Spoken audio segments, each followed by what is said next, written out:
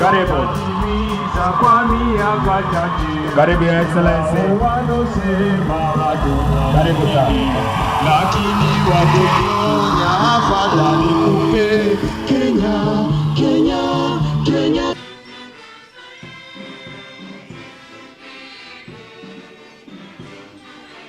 Karibu Mheshimiwa Rais.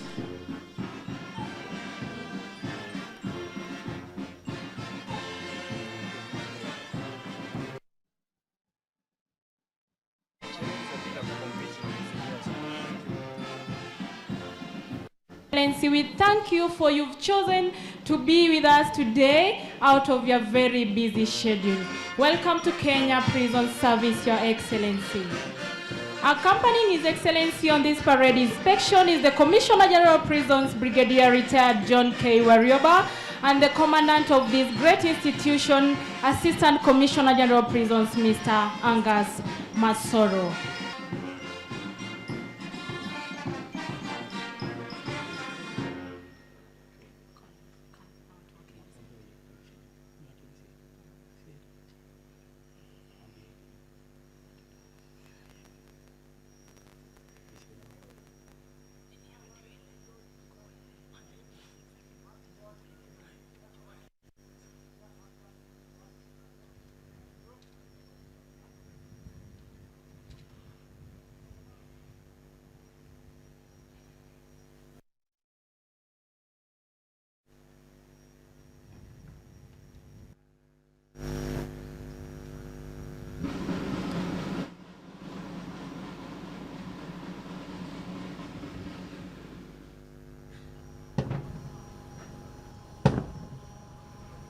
Ambia Ngaruya.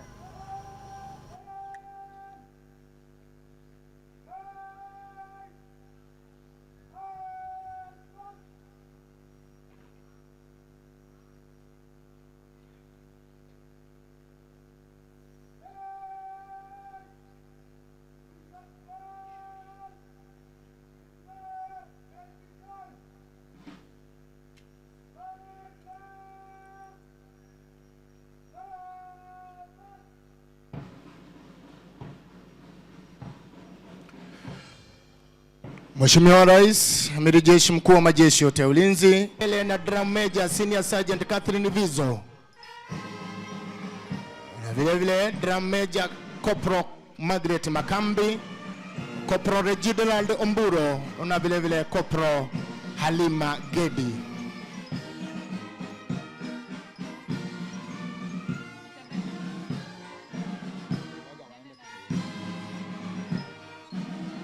Your Excellency, before you right now is platoon number 1 under the command of Officer Cadet Adens Micheki. He's supported by platoon assistant Officer Cadet Simon Kinyaga, Your Excellency. Na hivi sasa amepeana amri gwaride linatembea katika mwendo wa kasi kujiandaa kuja kupita mbele yako Mheshimiwa Rais na kupeana heshima zao wakiwa katika mwendo wa kasi. Karibu Mheshimiwa Rais.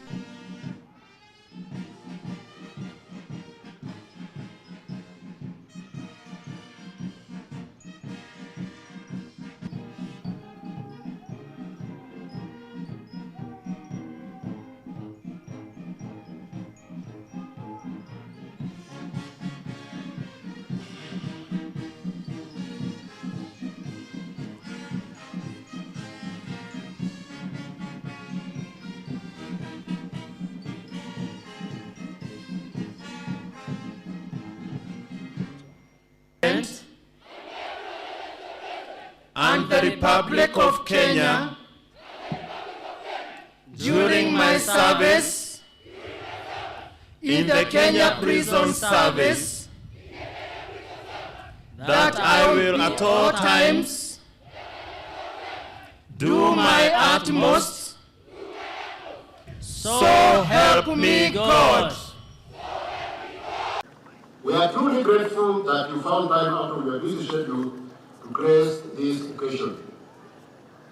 Sir, Kenya Prison Service appreciates the support we continue to receive from the government as we strive to deliver on our mandate of rehabilitating and reforming offenders to prepare them for integration back to society upon release.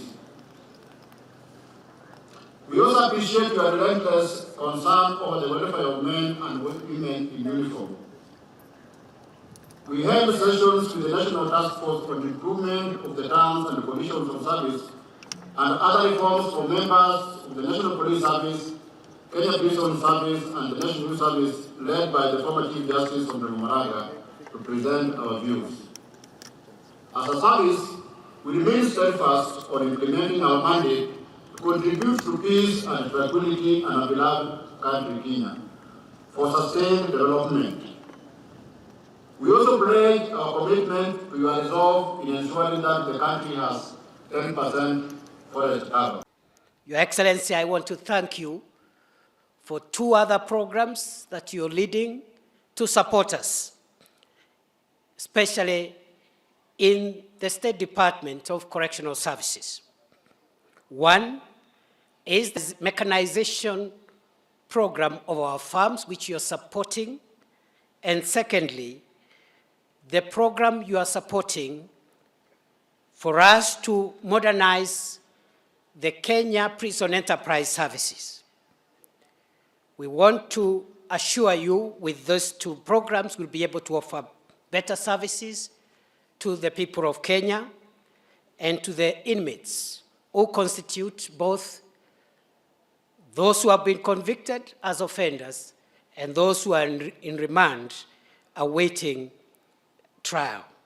Your Excellency, I also want to assure you of our commitment to contribute to your objective of greening the country in your plan of planting 15 billion trees in the next 9.5 years. We want to support you, and I want to assure you that at the moment, the Kenya Prison Service is one of the leading manufacturers or producers or generators of seedlings towards that process. Finally, Your Excellency, sir, I just want to highlight that going forward, we look forward to the support of your administration so that we can modernize our prison staff training college. At the moment, we are able to accommodate the training of fresh recruits and perhaps the officer cadets. Up to inspector level, we have facilities for training. But above the rank of inspector, we intend to introduce programs, leadership programs that will help us generate the rightful command and ensure there is proper succession management in the Kenyan Prison Service, so that a constable who joins the service is able to look forward to becoming a Commissioner General because there is career progression and succession management. Your Excellency, it is always a sense or a moment of joy and pride to Kenyans and to our nation when we see disciplined men and women marching by and taking the oath, committing to serve this country and yourself as they have done today. Our disciplined forces, our men and women in uniform, have been a beacon of hope that this country is stable, shall remain stable, and is a country that shall observe the rule of law. This has also gone beyond our borders, because a lot of these men and women are always called upon to serve beyond our borders in peacekeeping efforts, in training of other nations' people, and that is a clear recognition that Kenya has made tremendous strides in ensuring that we cultivate the right kind of public service, a public service that is fit for purpose, that is able to ensure that there is stability And that is what a robust economy requires. So, Your Excellency, this is a momentous day and a momentous effort by the young men and women who are here today, and also by the trainers of these good people. Have duly been instructed to ensure productivity and increase in incomes, more specifically for the prison department. We are going to provide, as I committed, 67 new tractors and other implements and equipment that will enable the prison department in the lands that they have to put under production 8,000 acres to produce maize, to produce rice, vegetables, and other produce that will support the government program on food sufficiency. Under our affordable housing program, we have set out to create millions of jobs throughout the building industry, construction of projects, extraction and preparation of building materials, as well as fabrication and installation of fixtures, fittings, and other accessories, among other activities. Under our micro and small enterprise, we intend to encourage the prison's enterprise by providing additional modern equipment to improve the quality of products that comes out of our prison enterprise industry, so that we can better serve both the inmates with good quality training and equipping them with the necessary knowledge for them to participate meaningfully once they leave prison. We have embarked also on financial and capacity and other forms of empowerment for entrepreneurs to innovate, incubate, and curate business ideas into the next generation and to profitably engage in enterprise in various sectors and at different scales. The Hustler Fund will provide and make affordable funding available to support these enterprises, reduce barriers to accessing funding, and deepen financial inclusion. I am encouraged, therefore, to note that the prison service has placed emphasis in educating and training prisoners in various aspects of agriculture, including irrigation and mechanized farming. I am also happy to see the magnificent handicraft and other items produced by skilled prisoners under the auspices of the prison's enterprises. As we take concerted and robust measures to combat climate change through the restoration of national forest cover, I take this opportunity to commend the State Department for Correctional Services, which has planted 443,000 trees so far in prison institutions across the country. This impressive number excludes the 2,000 trees planted under the Community Service Order Afforestation Program, 5,000 trees planted at the Kianjukini Forest in Kirinyaga County, and the Marmanet Forest Initiative, which aims to plant an additional 100,000 trees. Just to let the prison service to know that it is the commitment of government, and I expect that the prison service will start with the land they have by putting at least 20% of the land they have under tree cover, including fruit trees. I also expect the prison service to participate robustly in the production of seedlings for our program on planting 15 billion trees in the next 10 years. I also applaud the State Department for producing varieties of seeds for different ecological areas. The Cabinet Secretary is responsible for Environment and Interior, must effectively coordinate to ensure efficient uptake of seedlings including its initial production, so that no one and no trees overgrow in nurseries. That we must, as a nation, continuously look out for those who want to abuse even the religious sector, people who are masquerading as religious people, yet what they do is contrary to the teachings and to the beliefs of religion, whether they are Christians, Muslim, or indeed any other religion. Terrorists use religion to advance their heinous acts. People like Mr. Mackenzie are using religion to do exactly the same thing.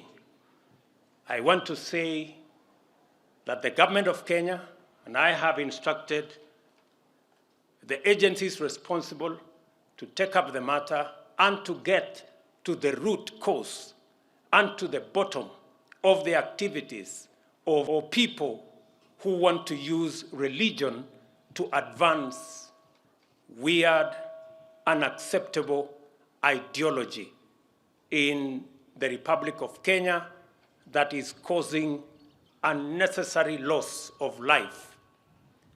Let me also say that any religious group that preaches against the tenets of the Constitution, any religious institution that teaches against seeking medical attention or going to school, those responsible should be prosecuted. Those institutions and those religious institutions should be closed down because they are working against the collective interest of the people of Kenya. I note that more than 10,000 prisoners are serving sentences of 3 years and below. Further, 41% of the prison population is awaiting trial for bailable offenses. All these people need not be incarcerated. It is important for stakeholders in the justice ecosystem to seriously implement alternative dispute resolution and to consider alternatives to imprisonment for relatively minor sentences. I urge the judiciary to provide leadership in this matter and the Attorney General to initiate necessary engagements in this respect. To graduates assembled on the pass-out parade, your assignment is clearly spelled out for you. You will have the responsibility of performing your duties lawfully in a manner that promotes the objectives of our correctional system and complements our economic transformation agenda through occupational training. Most critically, you will be responsible for rehabilitating offenders into responsible and productive citizens who will not only successfully reintegrate into society upon return, but also contribute significantly to wealth creation and shared prosperity.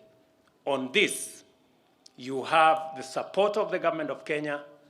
You have my commitment at a personal level to support the entire prisons fraternity in delivering on the mandate assigned to you by the Constitution of Kenya.